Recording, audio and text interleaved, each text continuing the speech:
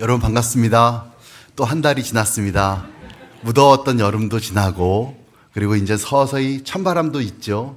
저도 의외로 감기가 걸렸어요. 그래서 이 더운 날, 근데 어쨌든 이 더위도 끝나는 거 보니까 계절은 계속해서 돌고 돕니다. 그러니까 시련이 왔으면 또 좋은 때도 오고 좋은 때가 있으면 또 거친 또 풍랑도 있게 되는 것이죠. 그것이 인생인 것 같아요. 그걸 잘 표현한 것이 아마 오디세이라는 그 고전인 것 같습니다. 요즘 그 크리스토퍼 놀란 감독의 오디세이라는 영화가 굉장히 화제입니다. 저도 그 영화를 봤고 영화를 보면서 나도 모르게 다음 설교는 바울의 오디세이다. 이렇게 약간 제 나름대로 영화를 찍었어요. 제 머릿속으로 놀라는 그 일리아드 오디세이를 찍었지만 저는 사도행전의 이야기를 한번 영화같이 내가 한번 이렇게 찍어봤어요. 그래서 그 찍은 얘기를 가지고 오늘은 본문은 27장부터 28장 그 풍랑을 당한 얘기지만 사도행전 전체에 대한 이야기를 좀 하려고 합니다. 영화 혹시 보셨습니까? 보신 분 한번 손 들어 보실래요? 예, 한 2명 정도, 3분 정도 보셨습니다. 영화를 잘 안 보세요. 우리 교회는 너무 경건하셔서 영화 따위 안 보고 오직 성경과 말씀만 보십니다. 그렇다면 현대인이고 교양인이시니까 책은 읽어보셨겠죠? 예, 책은 또 읽어보셨다는 분이 있어요. 아주 오래된 고전이죠. 일리아드와 오디세이. 이 두 편이 연작으로 되어 있고 거기에 이제 주요 인물이 바로 오디세우스라는 인물이 나와서 집으로 돌아가는 귀한 여정입니다. 도합 20년이 걸립니다. 20년 동안 불과 한 달이면 올 수 있는 거리지만 그는 20년 동안 길고 헤매면서 결국 집으로 돌아가는 이야기이거든요. 그래서 이 이야기가 왜 이렇게 많은 사람들에게 굉장히 중요한 문화 원형으로서 각광을 받을까? 사실 어떻게 보면 우리의 모든 이야기들은 그 고전의 이야기가 원형이 돼서 우리에게 주어집니다. 오디세이스도 마찬가지예요. 저는 그런 의미로 봤을 때 그런 귀한 여정, 여행의 이야기, 만난 이야기, 돌발적인 사태에 대한 이야기가 여러 가지 있죠. 동양에도 대표적인 작품이 서유기라는 작품이 있고요. 그 다음에 우리 크리스찬들에게도 철로역정이라고 하는 그런 문학 작품이 있습니다. 그래서 여러분의 인생도 돌아보면 하나의 오디세이죠. 여러분들이 계속해서 살면서 겪게 되는 여러 가지 에피소드가 만나서 여러 인생을 구성한다고 얘기할 수 있겠습니다. 특별히 호메로스의 오디세이는 이렇게 시작해요. 그 남자에 대해서 이야기해 주셔서 뮤즈요, 수많은 계책을 지닌 남자, 여러 길을 떠돈 남자. 이게 이제 그 원작의 첫 문장이에요. 여기서 오디세우스는 끊임없는 계책을 발휘합니다.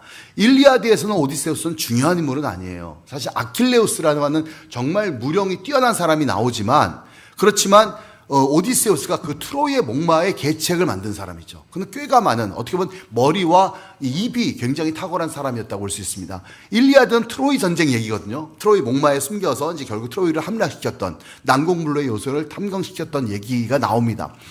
그냥 그리스 진영, 서방 세계의 승리로 묘사할 수 있을지 모르지만 이 이야기에서 사실 우리는 굉장히 많은 것들을 반성하게 되죠. 크리스토퍼 놀란의 작품은 그런 원작에 담겨있지 않은 그런 인간의, 특히 전쟁에서 돌아온 그 생존자의 참회와 도덕적 책임 같은 것들을 강조해요. 저는 이게 아마 이 영화 속의 가장 중요한 현대적 미학이라고 생각을 합니다. 전쟁이 끝나고 육체는 고향을 향하고 있지만 그의 내면은 여전히 불타는 트로이에 남아 있습니다. 무너진 성벽과 죽어간 사람들, 자신이 내린 선택 때문에 희생된 이름, 그 그림자가 그를 뒤에 따라오는 것이죠. 그래서 그건 전쟁을 지나온 한 인간이 자기 안에 있는 폐허를 통과하는 일종의 참회 과정. 영화를 보면서 느꼈던 저의 감동이었어요. 그리고 또 이 이야기를 통해서 느낀 것은 뭐냐면 오디세우스는 끊임없이 이야기하는 자로 등장합니다. 그 이야기한다라는 것은 무엇일까요? 그 이야기가 바로 다른 사람들에게 또 다른 길잡이가 되기 때문이죠. 그래서 우리 신앙의 이야기도 마찬가지예요. 나 한 사람의 신앙은 또한 이야기가 되어서 다음 세대에게 이어지고 다음 세대에게 이어집니다. 제가 좋아하는 찬송이 그래서 찬송가, 옛날 찬송가는 204장인데 이것이 나의 간증이요 이것이 나의 찬송일세. 파니 크로스비가 작사한 이 찬송의 가사를 보면 후렴이 이래요. 이것이 나의 간증이요 이것이 나의 찬송일세. 영어로는 This is my story, this is my song. 이것은 나의 이야기고 이것은 나의 노래입니다. 그리고 또 제가 지난달에도 말씀드렸던 이야기가 이거였어요. 아브라함의 하나님, 이삭의 하나님, 야곱의 하나님. 사실 우리는 하나님을 만나서 살아가는 것 같지만 우리는 누군가의 신앙 이야기가 계속해서 전수되며 우리에게 이어진 것이고 또 우리의 신앙 이야기는 또 그 다음 사람에게 이어져 갑니다. 그게 바로 이야기의 힘이고 여러분의 삶이 그냥 살아내는 것도 중요하지만 이야기로 만들어내는 것이 너무 중요합니다. 그래서 여러분이 오늘 이후에 여러분의 오디세우, 김정선의 오디세이야. 뭐 이렇게 그래서 뭔가 이렇게 만들어 보면 좋지 않을까 이런 생각을 해봅니다. 저는 그런 의미에서 이 사도행전은 굉장히 오디세우스 이야기하고 굉장히 닮아 있다. 그래서 데니스 맥도널드라는 신약학자는 사도행전이 호메로스 서사시를 문학적으로 모방했다.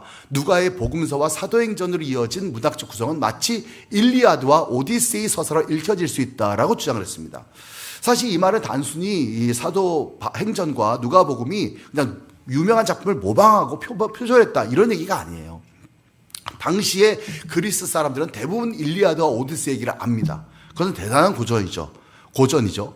그래서 사도 바울의 이야기뿐만 아니라 예수님의 이야기를 구성할 때 이 누가는 문학적인 어떤 서사를 표방했던 것 같습니다. 그래서 사람들에게 더 친숙하게 또 오디세이보다 더 뛰어난 그런 인물들을 소개하기 위한 문학적 장치라고 볼 수가 있을 거예요.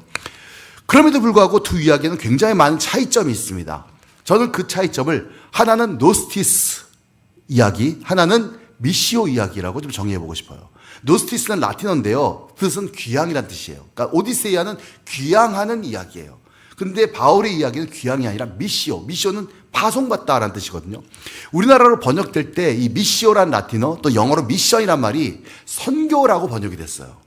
요게 저는 좀 아쉽습니다. 그러니까 선교하면 너무나도 기독교인의 사명이라는 것이 메시지로 좀 국한되는 것 같다는 생각이 들어요. 무슨 얘기냐면 선교사 하면 여러분은 어떤 상상을 하죠? 먼 외국에 있는 사람들에게 복음을 전하는 사람, 그런 사람이라고 생각을 해요. 근데 선교는 우리 일상 전체를 포괄합니다. 하나님이 창조 세계를 돌보라는 원초적인 우리의 파송 그 명령이 있거든요. 그래서 우리가 서 있는 자리에서 우리는 선교적 소명, 다시 말해서 미시오 서사를 써가는 것이죠. 그래서 제가 우리 학교 학생들에게 약간 슬로건처럼 외치는 게 있어요. 여러분도 한번 같이 따라해 볼게요. 목사는 직업이고 선교사는 정체성이다.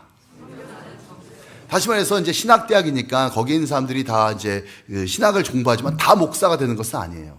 그렇지만 그 목사는 하나의 직업이죠. 교회 안에서의 특별한 어떤 프로페셔널한 잡을 가지고 내가 하나님을 섬기는 직업이라면 여러분 목사가 직업은 아니잖아요.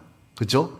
예. 근데 선교사는 우리 모두의 정체성이라는 겁니다. 우리가 서 있는 곳에서 내가 비즈니스를 하던, 내가 공무원을 하던, 내가 선생님을 하던, 내가 어떤 일을 하든 간에 그 자리에서 내가 해야 될 하나님께서 맡기신 소명, 사명이 있다는 것이죠. 그게 미시오 서사입니다. 그래서 이 노스티스 서사는 여러 가지 역경을 겪고 오랜 방랑을 하다가 고향으로 돌아가는 길이에요. 그러니까 굉장히 많은 문학 작품이 바로 이 원형을 따라가고 있죠. 하지만 바울은 다메섹 길에서 부활한 그리스도를 만난 뒤에 그 이름을 전하도록 파송된 겁니다. 그의 여행은 귀환이 아니라 일종의 확산이고 자신의 집을 회복하는 것이 아니라 복음이 도달하지 않는 곳으로 나아가는 운동이라는 거예요. 오디세우스와 바울의 차이는 두 사람의 여행을 통한 어떤 주체가 되었는가에 대한 그 정체성에도 있습니다. 그러니까 오디세우스는 기억을 잃어버린 다음에 고향으로 돌아가는데 바로 잃어버린 자아를 되찾는 과정이라면 바울의 여정은 기존 자아가 해체되고 새로운 사도적 주체로 거듭나는 이야기입니다. 그리고 오디세우스에서 타자의 땅들은 귀환을 지연시키는 극복의 장소로 등장하죠. 하지만 바울에게 타자의 땅은 하나님의 새로운 일이 시작되는 장소예요. 그리고 오디세우에게 타자의 세계를 통과하면서 자신 세계로 돌아가는 것이지만 바울은 타자의 세계로 들어가서 그들과 함께 이전에 존재하지 않았던 공동체를 창조해냅니다. 노스토스 서사가 고향의 회복을 지향한다면 미시오 서사는 고향의 경계를 넘어 새로운 세계로 나아가는 것이죠. 저는 그런 의미에서 우리 모두의 서사는 사실은 노스토스 서사의 어떤 그 바울의 여정을 따라가야 한다고 생각합니다. 또한 중심에 대한 이해도 달라요. 오디세우스는 이티카라는 중심을 갖죠. 하지만 사도행전은 이티카, 예루살렘이 아니에요. 사도행전에 보면은 예루살렘은 출발점이지만 여전히 고정된 것이 아닙니다. 그래서 복음은 안디옥과 소아시아, 지금의 터키 지역, 마케도니아, 그리스, 에베소, 그리고 마침내 로마로 향하게 됩니다. 저는 이 바울이 도착하는 것보다 새로운 선교의 출발점이 되는데 이게 바로 어떻게 보면 당대 예루살렘 교회가 이해하지 못했던 부분이기도 합니다. 자, 그렇다면 우리가 사도행전 이야기를 전체로 좀 살펴볼 텐데 사도행전의 저자가 누구죠? 누가입니다. 그래서 또 하나의 퀴즈. 사도행전 총 몇 년의 기록일까요? 사도행전이라는 역사서는 총 몇 년의 기록을 담아냈을까요? 퀴즈. 사도행전 강해 설교를 들은 지가 얼마 안 된 걸로 제가 알고 있는데 사도행전 총 30년입니다.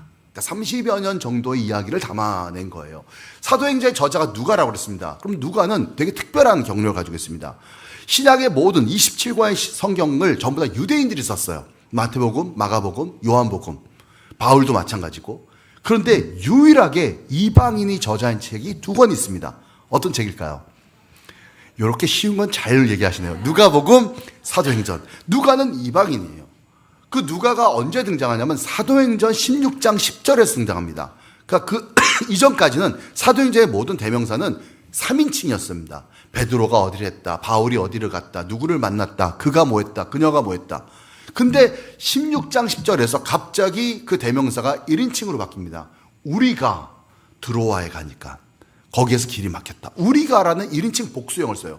그래서 누가는 아마도 사도 바울이 2차 선교 여행을 할 때 루스드라 근처에서 만났던 한 사람으로, 거기서 회심했던 이방인 회심자로 추정됩니다.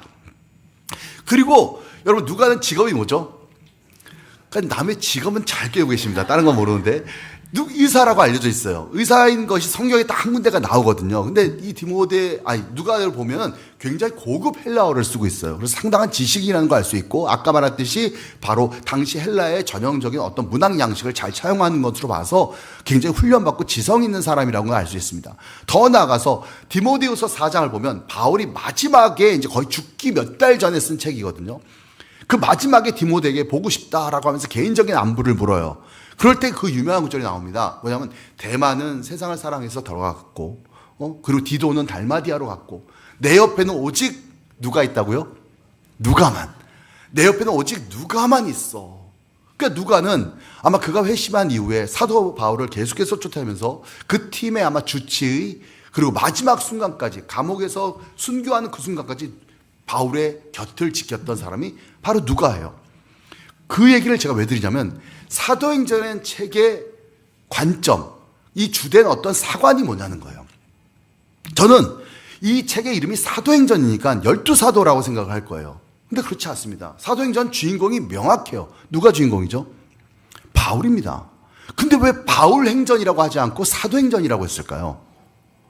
그것은 바울의 사도성을 입증하는 것이에요. 그리고 복음이 예루살렘이 아니라 땅끝까지 이뤄가는 이방 선교를 왜 해야 되는지, 이방 선교가 왜 주님의 뜻인지를 사람들에게 알려주는 겁니다. 그런데 여러분들 지금 우리에게 아주 익숙한 개념이지만, 이방에 선교 간다는 개념이지만, 당시 유대인들은요, 이 개념이 결코 쉽게 깰 수 없는 선입견이 강하게 있었어요. 민족주의적으로. 그들은 크리스찬이에요. 예수님을 믿어요. 그런데 동시에 그들은 유대인이었습니다. 유대의 율법을 지켜야 되고, 유대의 관습을 가져야 되고, 그리고 시온이라고 하는 유대의 회복을 꿈꿨던 사람들입니다. 그래서 그 눈을 뜬다는 게 쉽지 않았기 때문에 사도행전에서는 누가가 그것을 강조하는 거예요. 그래서 굉장히 재밌는 장면이 1장부터 등장합니다. 1장 3절을 보면 예수님께서 부활하신 다음에 하나님 나라의 일을 말했어요. 그러니까 1장 6절에서 제자들이 이렇게 물어봅니다. 부활하신 주님을 목격한 제자예요. 예수를 배반했지만 부활하신 주님을 만나고 정말 기뻤잖아요. 주님, 이제 이스라엘을 회복하는 것이 지금입니까? 라고 얘기를 해요. 그러니까 그들은 여전한 관심이 뭐예요? 이스라엘의 회복이에요. 그러니까 예수께서 1장 7절에서 때와 기한은 너희에게 알 바 아니고, 약간 제가 상상하기엔 되게 까칠하셔. 이 한심한 것들.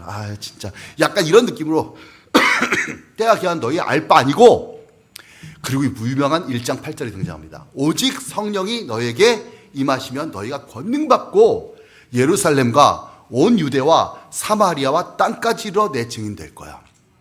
일종의 사도행전을 압축한 얘기죠. 지금은 너희는 몰라. 성령이 임하시면 비로소 너희가 내 뜻을 깨닫고 예루살렘뿐만 아니라 유대뿐만 아니라 그 이방 혼합 지역인 사마리아와 땅끝까지 복음이 확장되는 것이 내 뜻이야 라는 것을 일러주는 말씀이에요. 사도행전은 바로 저거의 요약이에요. 사도행전 2장에서 오순절 성령이 임하고 3장에 보면 베드로의 권능이 나타나기 시작하죠. 그리고 4장, 6장, 7장까지 보면 온 유대와 이스라엘이 복음이 전파됩니다. 그리고 7장에서 그 유명한 사마리아 전도, 빌립의 사마리아 전도가 나오고요. 그런데 9장에서 바울이 회심하죠. 거기서부터 땅끝 전도, 이방 선교라고 하는 새로운 스테이지가 열리는 것입니다. 그런데 그 1장과 2장 사이에 너희는 몇 날이 못 되어 성령을 받을 거라 하는데 그 몇 날 동안에 굉장히 중요한 사건이 1장에서 나타납니다. 1장 예수님이 승천하시기에 1장 12절인데 2장 1절에서 성령이 임하거든요. 그 중간에 제자들이 뭔가를 해요. 뭐 했을까요? 12번째 사도를 뽑습니다. 그러니까 가룟 유다가 이제 타락했기 때문에, 죽었기 때문에 12번째 사도가 필요해. 그래서 그들은 예수님에 따라서 같이 함께 했고 성령과 믿음이 충만한 두 사람을 청구해서 두 사람 중에서 한 사람을 제비 뽑아서 마띠아라는 사람을 12번째 사도로 삼습니다. 여러분, 이 사건이 누가가 긍정적으로 기록한 것 같으세요? 부정적인 것 같으세요? 이건 사실 학설마다 좀 달라요. 가톨릭 교회는 마띠아를 12번 사도로 인정하거든요. 그래서 12사도로 인정하지만 전 여기에서 누가가 은근한 디스가 있다는 생각이 들어요. 왜냐면 아직 성령 받기 전이거든요. 이스라엘 회복이 이때입니까? 하는 사람들이에요. 근데 그 사람들이 한 일이 뭐냐면 12번째 사도, 조직과 체계를 먼저 갖추려고 합니다. 물론 12번째 사도를 뽑는 것은 틀린 것은 아닙니다. 성경의 12지파가 12사도로 이어진다는 성경의 뜻을 그들은 발견했으니까. 그런데 하나님이 점찍어준 12번째 사도는 누굴까요? 여러분, 사도라는 것이 어떻게 사도가 되죠? 베드로가 어떻게 사도 됐죠? 사도는 예수님의 행적을 목격했고 행실이 훌륭하고 신앙이 좋은 사람이 아니에요. 예수님이 직접 콜링합니다. 넌 나를 따르라. 콜링한 12명이거든요. 그럼 마띠아를 언제 예수님이 불렀어요? 마띠아는 사람에게 선출된 사람이에요. 그럼 누가가 볼 때 12번째 사도는 누굴까요? 바울이죠. 근데 예루살렘 교회는 바울의 사도성을 인정했을까 안 했을까요? 인정하지 않았어요. 자기만 혼자 자기가 사도라고 외쳤거든요. 바울 서시에 보면 첫 번째 문화인사가 항상 동일합니다. 특히 갈라디아서로 보면 이렇게 나와요. 사람으로 말미암아 임명된 것도 아니고 선출된 것도 아니고 오직 예수 그리스도를 죽은 자 가운데서 살리신 하나님으로 말미암아 사도된 나 바울은. 와, 프로필 소개가 너무 복잡해. 왜 이렇게 길게 프로필 소개를 해야 됐을까요? 그의 사도성을 사람들이 인정하지 않으니까. 오히려 그는 예수를 핍박하던 사람 아니야? 라고 하는 그런 어떤 증오가 있었기 때문에 사도 바울은 끊임없이 자기의 사도성을 입증해야 됐어요. 바울의 제자였던 누가는 바로 그 사도가 바울이라는 거예요. 그래서 이 책의 제목은 바울행전이 아니라 사도행전입니다. 혹자는 앞에는 베드로, 뒤에는 바울 아닙니까? 이렇게 얘기할지 모르지만 그렇지 않아요. 지금 바울이 8장에서 핍박자로 극적으로 등장하는데 사실 앞부분은 베드로가 중심이 된 것 같지만 사도행전의 끝자리는 바울이 로마에 도착했다. 끝. 베드로는 12장 이후에 퇴장해서 등장하지 않습니다. 철저하게 바울의 이야기예요. 앞에 등장이 늦었다고 주인공이 아닌 것은 아닙니다. 제가 제 딸 어렸을 때 같이 영화를 봤습니다. 피터 잭슨의 리메이크한 킹콩을 봤어요. 3시간 30분짜리 영화예요. 그 영화를 보는데 애들 킹콩 본다고 봤어요. 근데 킹콩이 1시간 20분 동안 안 나와요. 딸이 옆에서 아빠 킹콩 언제 나와? 나올 거야. 나올 거야. 아빠 언제 나와? 킹콩이 안 나와. 근데 20분, 1시간 20분이 흘러서 킹콩이 딱 등장합니다. 이 영화의 주인공은 킹콩입니까? 아닙니까? 킹콩이 주인공이죠. 전 약간 늦은 출연이지만 사도행전의 주인공은 바울이라고 생각을 해요. 그리고 이스라엘 사람들이 그 이후에 굉장히 어떻게 보면 복음의 이방 선교에 하나님께서 예루살렘과 온 유대와 사마리아 땅까지 복음 증거하라고 했지만 그들은 자발적으로 이방에 가지 않습니다. 무려 10년 동안 그들은 예루살렘에 머물러 있어요. 그리고 언제 처음 이방 선교가 시작됐냐? 안디옥 교회에서 출발합니다.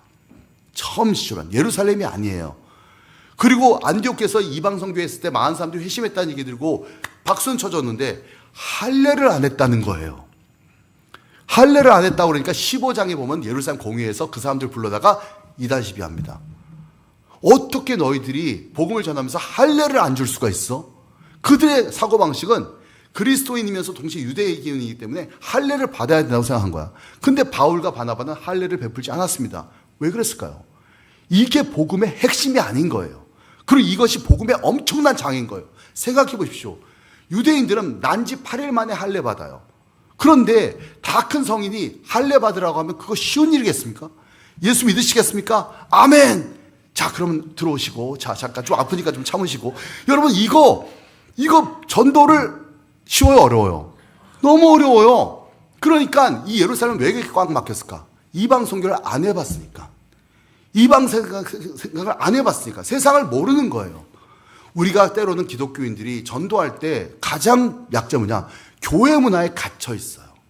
교인적인 생각, 우리 한 수많은 도덕규범들, 복음의 본질이 아니지만 도덕규범이 많아요. 물론 중요한 윤리규범이지만 복음의 본질은 아니에요. 그걸 가지고 간 거고 사람들을 그런 식으로 생각하면 복음 전파가 잘 안 된다는 거예요. 전 그런 의미에서 우리가 생각과 시야를 이방인의 관점에서 생각하는 그런 훈련이 필요하다고 저는 생각합니다. 동의하십니까? 그 외에도 예루살렘에 대한 약간의 디스가 12장에도 등장합니다. 12장에 보면 베드로가 사로잡혀요. 그 다음날 처형시킨대요. 위기에 빠졌어요. 예루살렘 교회는 간절히 하나님 앞에 기도합니다. 왜 기도했죠? 베드로 살려주세요. 우리의 정말 리더자인 베드로가 없으면 안 됩니다. 베드로를 살려주셔서 기적을 보여주셔서 그들은 간절히 마가의 다락방에 모여서 기도했습니다. 근데 그동안 베드로는 감옥에서 뭐하고 계셨죠? 주무시고 계셨어요. 아, 다음날 죽는데도 평안히 주무실 수 있는 평안이구나. 아니에요. 17장에 보면 똑같은 장면 나옵니다. 빌립보 감옥에 사도 바울이 갇혀요. 사도 바울은 뭐 했죠? 기도와 찬송으로 밤을 지새웁니다. 근데 베드로는 주무셨어요. 얼마나 깊이 잤으면 천사가 나타나서 베드로야 한데도 안 깨니까 옆구리를 쳐가지고 베드로를 깨운다고 나와요. 그리고 나올 때 옷을 대충 걸치고 성문 밖 문 하나하나를 지나가는데 이게 꿈인지 생신지 구분 못하더라. 이런 구절이 나와요. 마침내 문 밖으로 나와서 하나님이 하나님의 사랑을 보내서 나를 구원하셨구나 깨달아요. 전 이게 어떻게 보면 10년 정도 지나고 3만 명 정도로 성장한 예루살렘 교회의 약간 영적 상태, 분명히 뜨거웠고 기적이 충만했지만 한 10여 년이 지난 다음에 약간은 잠자는 교회 같은 느낌. 그걸 상징해요. 그리고 베드로는 마가의 다락방으로 갑니다. 성도들이 모이는 곳으로. 그때 성도들 뭐 하고 있었다고요? 기도를 엄청 열심히 하고 있었어요. 근데 거기에 로다라는 아이가 엄마 아빠가 기도하고 있으니까 혼자 이제 밖에서 놀고 있었어요. 그때 눈을 놓고 합니다. 나야! 누구세요? 나 베드로야. 로다가 너무 기뻤던 거예요. 애기지만 엄마 아빠가 지금 베드로 살려달라고 기도했으니까 얼마나 기뻐요. 근데 얘가 문을 좀 열어주고 들어갔으면 좋은데 너무 기뻐서 문도 안 열어주고 성경에 다 나온 얘기입니다. 문 안으로 들어가서 베드로가 나타났어요. 베드로가 돌아왔어요. 라고 외쳐요. 그럴 때 사람들이 뭐라고 그러죠? 말도 안 되는 소리 하지 마. 베드로는 지금 감옥에 있는데 네가 왜 그런 말 하니? 네가 베드로의 헛것을 본 거야. 우리 다시 기도합시다. 주여 3차하고 베드로 살려주옵소서. 베드로 여기 있는데. 여러분 이게 어떻게 보면 종교의 형식은 살아있죠. 종교의 어떤 집회는 계속되고 있지만 종교의 어떤 능력은 상실한 듯한 느낌. 그러나 하나님께서 그 이후에도 예루살렘 교회를 야고보의 리더십을 통해서 새롭게 세워가시고 바울은 또 새롭게 이방선교회를 향해서 나아가게 됩니다. 거기에도 중요한 하나님의 뜻이 있죠. 그리고 나서 바울의 삶이 시작됩니다. 저는 이 바울의 오디세이를 바울의 어떤 여정, 연대표를 한번 보여드릴게요.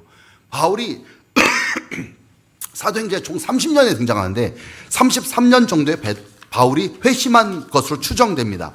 그리고 회심한 다음에 바울이 바로 사역한 것이 아니에요. 저는 9장 25절에 보면 다메섹에서 그가 눈을 뜨고 바로 예수님을 증거해요. 핍박하러 갔다가 그는 바로 예수님을 증거하니까 사람이 당혹해합니다. 성경에 보면 형용사가 좀 재밌어요. 그가 예수를 전하니 사람들이 당황하더라. 그러니까 이거 뭐 하는 것이지? 약간 이런. 그래서 사람들이 이 바울을 죽이려고 하니까 광주리에 담아서 탈출시킵니다. 그게 9장 25절. 그리고 9장 26절이 뭐냐? 그가 예루살렘으로 올라갔다 그랬어요. 그러니까 성경은 딱 한 절 안에서 그게 예루살렘으로 가는데 갈라디아서 1장 10절을 보면 뭐라고 바울이 직접 기록했냐면 내가 다메섹을 떠나서 어디로 갔다고요? 아라비아로 갑니다. 거기에서 3년간 머물러요. 아무것도 없는 사막인 아라비아에 왜 갔는지는 성경에 나오지 않아요. 하지만 아라비아에서 그는 3년을 보냅니다. 그리고 나서 그가 예루살렘으로 가요. 예루살렘 왜 갔을까요? 제가 볼 땐 취직하러 간 것 같아요. 이력서 딱 쓰고 가멜리엘 수하에서 구약 독파함 이런 거 잘 쓰고 PhD 학위 있음 이렇게 하고 예루살렘에 이력서 내밀러 갔어요. 그런데 아무도 그를 회심을 믿지 않았습니다. 그를 거부했어요. 딱 한 사람만 그의 회심을 믿어줬어요. 오직 바나바. 이유가 있습니다. 솔직히 말씀드리면 왜 예루살렘은 바울을 안 받았어? 근데 여러분 바울이 어떤 사람이냐면 스데반 죽인 사람이에요. 여러분 스데반이 어떤 사람이죠? 정말 7집사 한 명이고 얼굴이 어떻게 생겼어요? 천사 같았어요. 믿음과 성령이 충만한데 능력도 탁월한데 얼굴이 정해인이야. 그러니 예루살렘 교회에서 얼마나 스데반을 사랑했겠어요? 근데 스데반을 누가 죽였어요? 그 대머리 그 자식 바울이 죽였잖아요. 죄송합니다. 제가 거친 말을 써서. 그러니까 어떻게 보면 그들이 바울을 받아들이는 게 쉽지 않아요. 전 우리 현재도 마찬가지라고 생각해요. 우리 교인 누군가를 핍박했던 사람이 회심해서 돌아오면 그 받아들이기가 쉬울까요? 쉽지 않죠. 그래서 바울은 거기서 어쩔 수 없이 보름 만에 잘립니다. 예루살렘에서 딱 보름, 2주 머물러요. 2주 만에 전도사 취업했다가 2주 만에 설교 딱 2번 하고 잘린 다음에 가이사라에서 때가 되면 다시 부르리라 하고 다소로 보냅니다. 다소는 바울의 고향이에요. 섬입니다. 거기서 이제 언제 부르나 기다려야 하는데 몇 년 만에 불렀을까요? 7년. 7년 동안 아무도 바울을 부르지 않습니다. 하나님이 그에게 기회를 주지 않습니다. 훗날 바나바가 안디옥 교회를 세우고 안디옥 교회에 굉장히 흥황한 복음의 역사를 보면서 일꾼이 필요하다. 그때 바나바가 누구를 떠올리죠? 7년 전에 만났던 바울을 떠올리게 돼요. 그리고 그가 직접 섬까지 배 타고 가서 바울을 부르러 갑니다. 여러분, 전 이 7년의 인내 기간, 도합 10년이죠. 이 10년의 침묵 기간을 바울이 견뎌요. 하나님이 사람을 이렇게 쓰십니다. 여러분, 10년. 제가 학생들에게 이 얘기를 많이 합니다. 10년이야. 힘들어? 그래도 운 좋은 줄 알아. 모세는 40년이야. 하나님이 1000년이 하루 같고 하루가 1000년 같다 보니까 시간관념이 좀 늦으셔. 여러분, 너무 조급해하지 마세요. 그렇지만 10년 동안 바울은 뭐 했을까요? 멍 때렸을까요? 저는 이게 약간 오디세우스의 그 칼립소에서 보냈던 7년 같은 느낌? 오디세우스도 칼립소에서 기억을 잃고 7년 동안 거기서 머물거든요. 그러니까 바울도 어떻게 보면 이 다소란 섬에서 7년을 머뭅니다. 그리고 나서 그 7년 동안에 그는 뭘 했을까? 저희가 생각은 그래요. 그는 답답하지만 그 시간을 인내하며 선교 전략을 세우고 국제 정세를 익히고 복음의 효과적인 방법론을 개발하고 성경을 묵상하고 성경 신학을 연구하는 준비 기간을 보냈다고 생각해요. 그렇게 외롭게 준비했던 10년, 외롭게 준비했던 7년은 헛되지 않습니다. 그리고 나서 바울이 안디옥에서 바나바가 불렀을 때 그 마음이 얼마나 기뻤을 거예요. 평생 안 부를 줄 알았던 하나님이 어느 순간 나를 딱 불렀을 때 그는 바나바의 손을 잡고 안디옥에 가자마자 1년 동안 교회를 폭발적으로 부흥시킵니다. 1년 동안. 그래서 오죽하면 그때 안디옥인 대도시인데요. 예수 믿는 사람들을 뭐라고 부르기 시작했다고요? 그리스도인이라 부르기 시작합니다. 그만큼 세력이 커진 거예요. 1년 동안 교회를 크게 성장시켰어요. 하지만 여기에 만족하지 않습니다. 그는 바나바에게 가서 선교 프로젝트를 내밉니다. 우리 선교 여행 가야 됩니다. 선교 파송 가야 됩니다. 그래서 직접 그가 기획해가지고 1차 선교여행은 섬지역, 구브로라는 섬지역을 통해서 터키 내륙까지 가는 저 여행.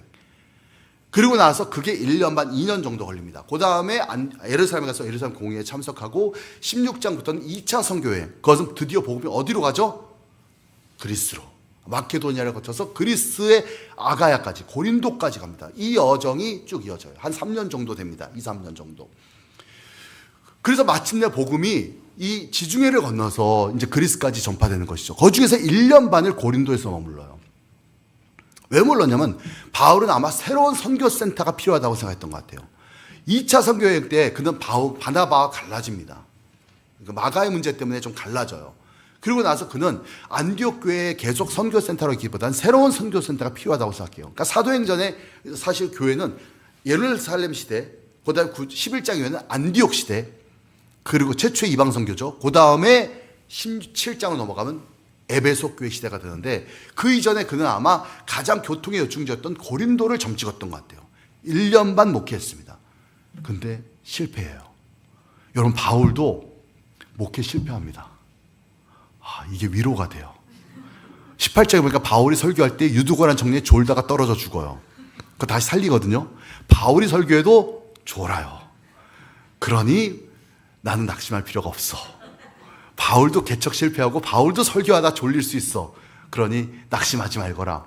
근데 어쨌든 중요한 것은 뭐냐면 그가 실패하고 거기서 만난 브리스길라와 아굴라 부부를 데리고 그 다음에 에베소로 옵니다. 근데 에베소에 잠깐 들렸는데 이 도시의 가능성을 본 거예요.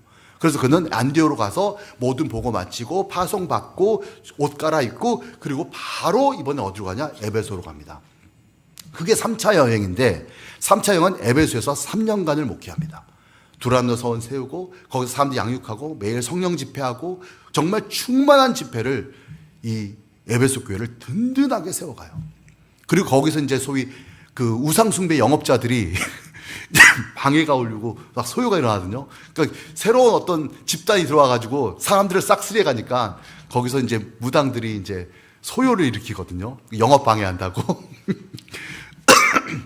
근데 그 순간이 일어났을 때 바울은 주님이 또 떠나라고 하시는구나. 그래서 그때 이제 그는 3년 동안 든든히 세운 교회를 계속해서 종신 있는 게 아니라 난 이제 떠나겠어 하고 3차 여행에 다른 지역으로 또 떠나게 됩니다. 그러다가 갑자기 여기서부터가 사도행전의 약간 반전인데요. 예루살렘으로 간다는 거예요. 아니 예루살렘에서 출발해가지고 우리가 이방 선교회에 엄청난 일이 일어났거든. 이게 도합 몇 년인 줄 아세요? 12년이에요. 여러분 10년간 침묵 기간 거치고 불과 12년 동안 그는 안디옥 부흥시켜 1차 여행, 2차 여행, 3차 여행 에베소 교회에 세워 여러분 이 모든 일을 딱 12년 만에 해요. 저는 복음의 잠재력이라는 것이 이렇게 무섭습니다. 오랫동안 침묵한 기간은 길어요. 지루해요. 힘들어요. 하지만 준비된 사람이 뭔가 기회를 가지고 출발하잖아요. 거기에는 어마어마한 빅뱅이 일어납니다. 전 젊은 학생들에도 강조해요. 인내하고 준비하고 10년을 갈고 닦으면 그 순간 어느 순간 너의 실력이 갑자기 빵 터지는 잠재력이 폭발하는 순간을 만나게 돼. 그 순간은 걷잡을 수 없이 터져나가는 그런 어떤 비밀이 있어. 바울은 이걸 12년 만에 하는 거예요. 근데 그가 갑자기 돌연 예루살렘으로 가겠다는 거예요. 예루살렘은 지금 바울을 잡으려고 살기가 등등해요. 바울을 죽이려고 해요. 근데 거기 가면 다 위험하다라고 다 말려요. 근데 곧 죽어도 예루살렘에 가시겠다고 고집을 피워요. 그래서 20장에 밀레도에서 에베소 장로와 이별한 다음에 그는 예루살렘으로 갑니다. 그리고 아니나 다를까 가자마자 체포돼요. 그리고 체포돼서 그가 26장까지 예루살렘 감옥에 갇힙니다. 몇 년 갇혔을 것 같아요? 여기가 사도행전 읽을 때 고비예요. 제일 지루해요. 사도행전이 되게 흥미롭거든요. 재밌어요. 막 읽다가 21장부터 26장까지 똑같은 얘기가 반복돼요. 계속 법정 드라마. 계속 재판만 받아요. 오죽하면 중간에 총독이 바뀌어요. 총독 벨릭스라고 나오는데, 베스토라고 나오는데 조금 이따 총독 이름이 벨릭스로 바뀌어요. 그 얘기는 총독이 2명인 게 아니라 그 기간 동안에 총독이 교체될 정도로 긴 시간이 흘러간 겁니다. 무려 5년. 근데 예루살렘에 무려 5년을 썩습니다. 감옥에서. 여러분 이게 얼마나 낭비예요. 생각해 보십시오. 불과 12년 동안 그가 펼친 선교의 영역이나 그가 세운 교회의 수나 그가 전도한 회심자의 숫자나 어마어마한 힘을 발휘했는데 갑자기 그가 5년 동안 아무것도 안 하고 감옥에 갇혀 있다는 게 여러분 너무 낭비 아닌가요? 미스테리입니다. 그래서 그 예루살렘에서 시간이 흘러간 이유는 이겁니다. 이스라엘 유대인들이 고소했지만 그는 로마 시민권자니까 함부로 죽일 수가 없어요. 그렇다고 그를 풀어주면 유대에서 소요가 나요. 그러니까 이러지도 저러지도 못하니까 결국 시간만 흘러갑니다. 속절없이. 저는 여기서 왜 갔을까에 대한 클루가 굉장히 중요한 구절인데요. 그 구절이 나옵니다. 그게 바로 25장 21절인데요. 제가 읽어드릴게요. 26장 32절이네요. 이에 아그리빠가 베스도에게 이르되 이 사람이 만일 가이사에게 상소하지 아니하였더라면 석방될 수 있을 뻔하였다. 또 23절에 보니까 그날 밤에 주께서 바울 곁에 서서 이르시되 담대하라 내가 예루살렘에서 나의 일을 증언한 것이 로마에서도 증언하여야 하리라. 25장을 보면 황제의 판결을 받도록 자기를 지켜주기를 호소함으로 내가 그를 가이사에게 보내기까지 지켜두라 명하였노라. 여러분 이 말이 무슨 뜻일까요? 바울의 뜻은 뭐죠? 지금 이방 선교의 확장을 일으킬 때 그는 황제 앞에 서고 싶었던 거예요. 로마로 가는 게 목적이 아니에요. 로마에 가서 그는 로마의 황제였던 시저를 만나고 싶은 거예요. 시저 만나기가 쉽지 않죠. 여러분 로마서 16장을 보면 바울은 한 번도 로마를 안 갔거든요. 근데 자기의 모든 제자들은 다 이미 로마에 입성했어요. 로마로 다 자기 스태프들 보내왔어요. 근데 자기는 배 타고 가면 되는데 굳이 왜 죄수의 신분으로 갈까요? 그는 시저의 법정에 서서 시저에게 복음을 증거하려고 했던 겁니다. 시저를 전도하려고. 야, 이 사람 스케일이 보통 사람이 아니에요. 그 흔적이 어디서 나타나냐면 바로 사도행전 26장 19절부터 29절을 보면 예루살렘에서 재판을 받는데 바울이 거기서 총독과 헤로데 앞에서 계속해서 복음을 증거합니다. 내가 어떻게 예수님을 만났는지 그러면서 거기에 대해서 계속 증거하면서 이게 재판이 자기를 변호하는 게 아니라 자기 죄를 변호하는 게 아니라 바로 그리스도를 전파해요. 23절 보면 곧 그리스도가 고난을 받으실 것과 죽은 자 가운데서 먼저 다시 살아나사 이스라엘과 이방인들에게 빛을 전하리라 함과 같으니라. 그러니까 베스도가 이렇게 얘기합니다. 크게 소리치어 이르되 바울아 네가 미쳤다. 네 많은 학문이 너를 미치게 한다. 바울이 이르되 베스도가 하여 내가 미친 것이 아니요 참되고 온전한 말을 하나이다. 왕께서는 이 일을 아시기로 내가 담대히 말하니 이 일 하나에도 아시지 못함이 없는 줄 믿나이다. 아그리빠 왕이여 선지자를 믿으시나이까? 믿으신 줄 아나이다. 아그리빠가 바울에게 이르되 네가 적은 말로 나를 권하여 그리스도인이 되게 하려 하는도다. 바울이 이르되 말이 적으나 많으나 당신뿐 아니라 오늘 내 말을 듣는 모든 사람도 다 이렇게 나처럼 결박된 것 말고는 나와 같이 되기를 소망합니다. 지금 뭐 하는 거죠? 지금 바울은 재판정에서 자기를 변호하는 게 아니라 복음을 전하는 거예요. 그리고 지금 현재 베스도하고 헤롯 좀 혹했죠. 혹하니까 막 거부하고 있죠. 저는 이게 바울의 전략이에요. 바울은 로마로 가서 시저를 만나고 시저를 전도하고 싶었던 거예요. 마침내 사도행전 로마로 도착합니다. 근데 바울이 로마에서 황제를 만나나요? 못 만나나요? 못 만나요. 재판 안 하고 그냥 가태연금 있다가 그냥 풀려나요. 석방돼요. 그냥. 그리고 그 이후에 한 2년 뒤에 바울은 로마의 황제의 손에 순교당합니다.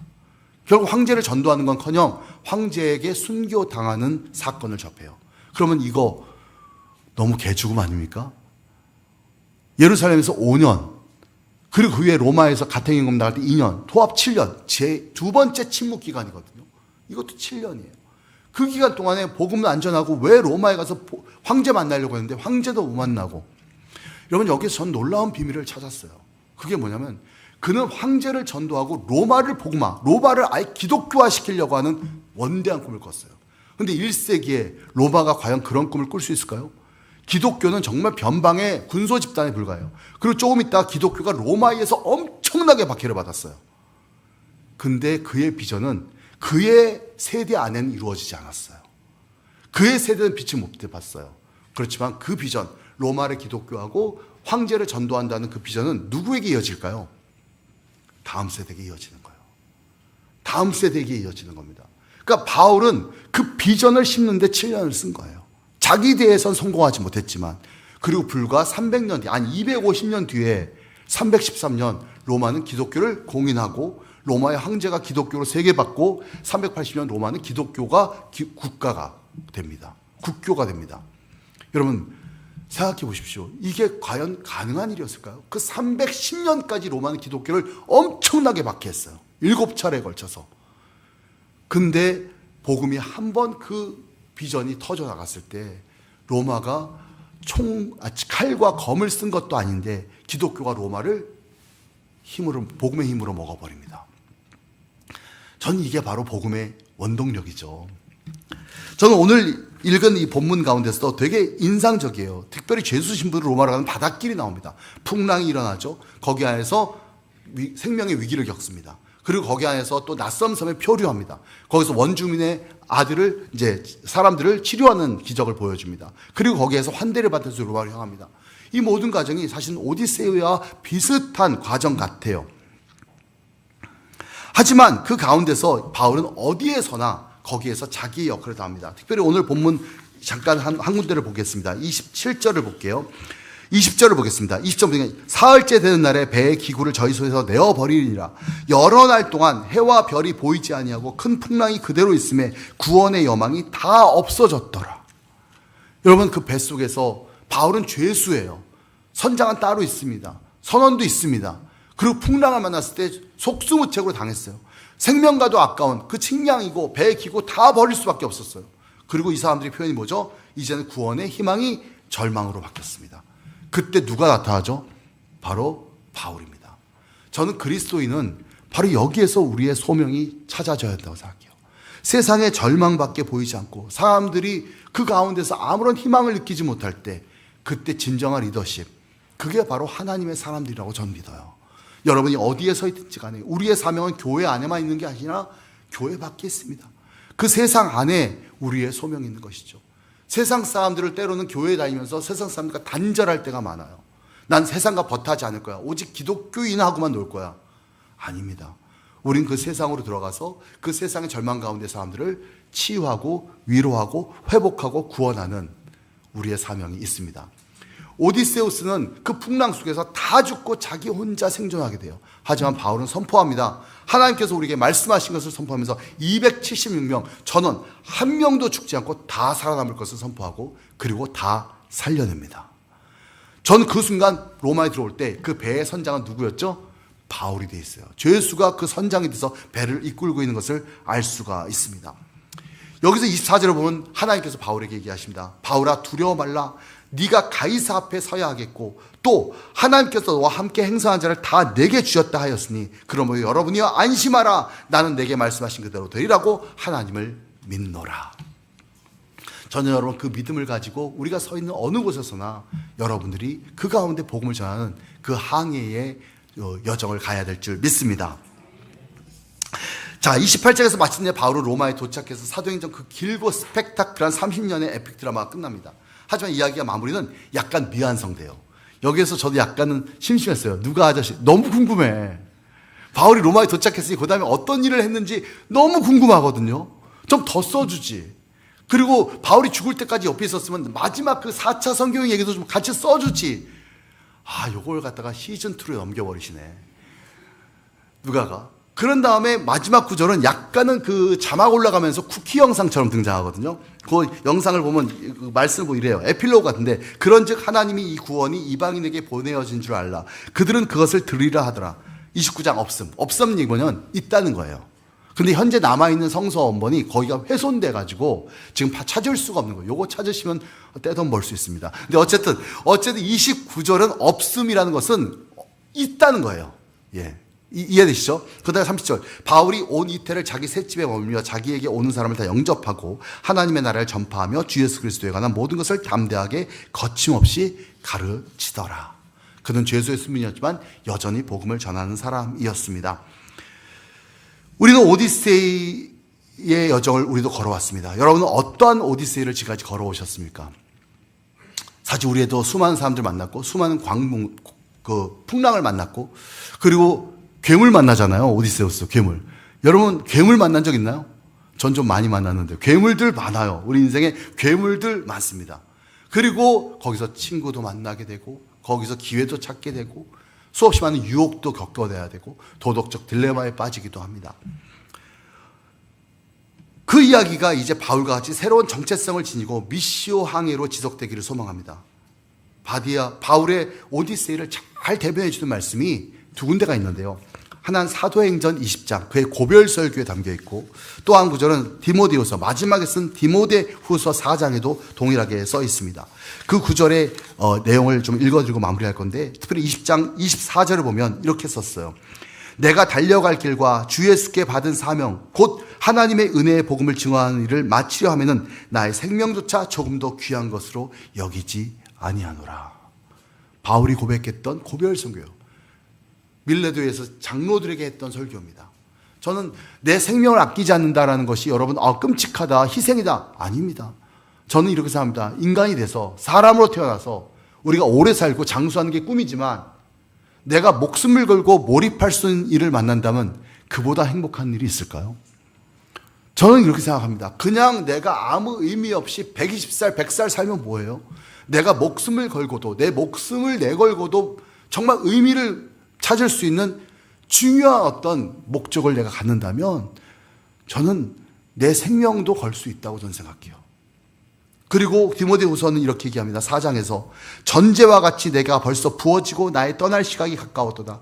나는 선한 싸움을 싸우고 나의 달려갈 길을 마치고 믿음을 지켰으니 이제 후로는 나를 위하여 의의 면류관이 예비되었으므로 주 곧 의로우신 재판장이 그날에 내게 주실 것이며 내게만 아니라 주의 나타나심을 사모하는 모든 자에게 도니라.